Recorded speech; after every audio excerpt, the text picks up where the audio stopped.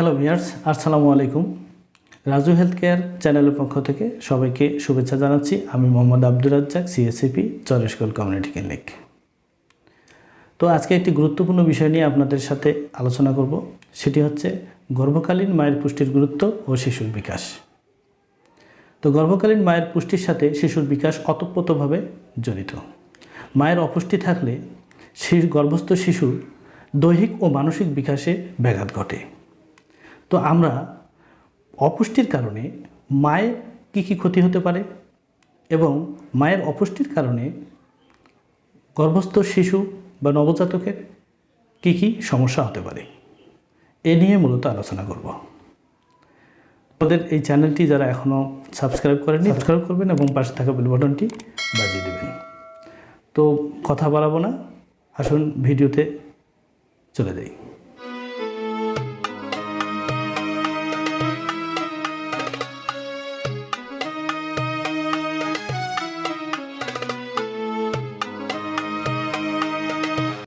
ভিডিওর শুরুতেই আপনারা দেখতে পাচ্ছেন একটি ছবি। এখানে একটি পুষ্ট ধানক্ষেত এবং একটি অপুষ্ট ধানক্ষেত। এখানে অবশ্যই কৃষক আলো, বাতাস, পানি ও সার তাছাড়া যত্নার্থী খুব ভালোভাবে করেছেন এবং অপরটিতে সঠিকভাবে এই কাজগুলো করা হয়নি। যেমন আলো, বাতাস, পানি, সার ও যত্ন ছাড়া পুষ্ট ধান গাছ পাওয়া যায় না, ঠিক তেমনি সঠিক পুষ্টি ছাড়া শিশু ও মায়ের গর্ভে সুস্থভাবে বেড়ে ওঠে না। একজন অপুষ্ট মায়ের কাছ থেকে কখনোই পুষ্ট স্বাস্থ্যবান শিশু আমরা আশা করতে পারি না। আমরা এই স্বাস্থ্যবান বুদ্ধিদীপ্ত বাচ্চা চাই না অপুষ্ট বাচ্চা চাই? অবশ্যই আমরা পুষ্ট এবং স্বাস্থ্যবান বাচ্চা চাই। এখন জানব মায়ের অপুষ্টির কারণে মায়ের কী সমস্যা হয় বা জটিলতা হয়। প্রথমত, রোগ প্রতিরোধ ক্ষমতা কমে যায়। মায়ের রোগ প্রতিরোধ ক্ষমতা কমে যায়, অর্থাৎ যে কোনো রোগ হতে পারে। দ্বিতীয়ত হচ্ছে যে কর্মক্ষমতা কমে যায়, অর্থাৎ কাজ করার শক্তি কমে যায়। কোনো মায়ের অপুষ্টির ফলে শারীরিক গঠন ছোট হয়, ফলে সন্তান প্রসবে জটিলতা দেখা দেয়। তাছাড়াও মায়ের অপুষ্টির কারণে প্রসবকালীন ও প্রসব পরবর্তী জটিলতা এবং রক্তক্ষরণের ফলে মায়ের মৃত্যুর ঝুঁকি বেড়ে যায়। এখানে কয়েকটি কথা না বললেই নয়, সেটি হচ্ছে প্রসব পরবর্তী রক্তক্ষরণ। প্রসবের পূর্বে, প্রসবের সময় এবং প্রসবের পরেও এই রক্তক্ষরণ হতে পারে। তবে প্রসব পরবর্তী রক্তক্ষরণ যদি পরিমাণে বেশি হয় তাহলে এটি মারাত্মক আকার ধারণ করতে পারে, অর্থাৎ মায়ের মৃত্যু পর্যন্ত হতে পারে। তো আমরা কি করব? মাকে পুষ্ট রাখতে কিছু পুষ্টিকর খাবার খাবো। এর পরবর্তী ভিডিওতে আমি তা নিয়ে আলোচনা করব। তবে পুষ্টিকর খাবারগুলো খেতে হবে, সুষম খাবার, 1 নম্বর। 2 নম্বরে হচ্ছে মায়ের গর্ভকালীন সময়ে 4টি ভিজিট কমপ্লিট করতে হবে, অর্থাৎ 4টি চেক আপ কম করে হলেও।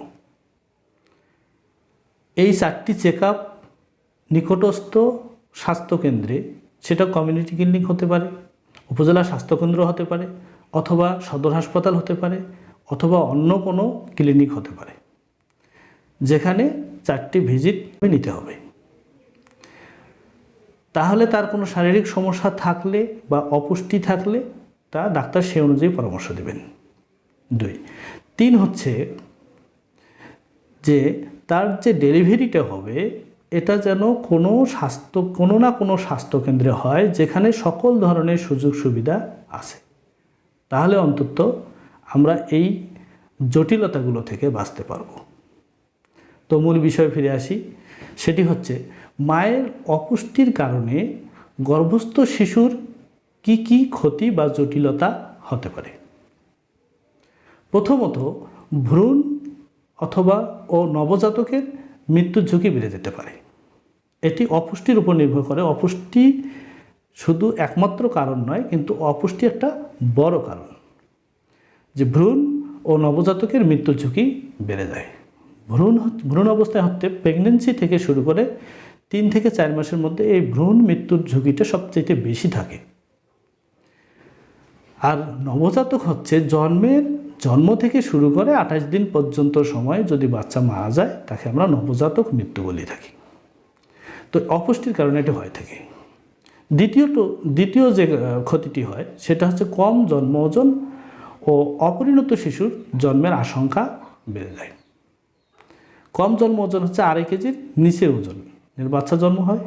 আর অপরিণত অর্থাৎ পরিণত পূর্ণাঙ্গ হয় না, প্রিটার্ম বেবি অর্থাৎ জন্ম হওয়ার সময়ের আগে জন্ম হয় অথবা অপূর্ণাঙ্গ থেকে যায়, অপরিণত।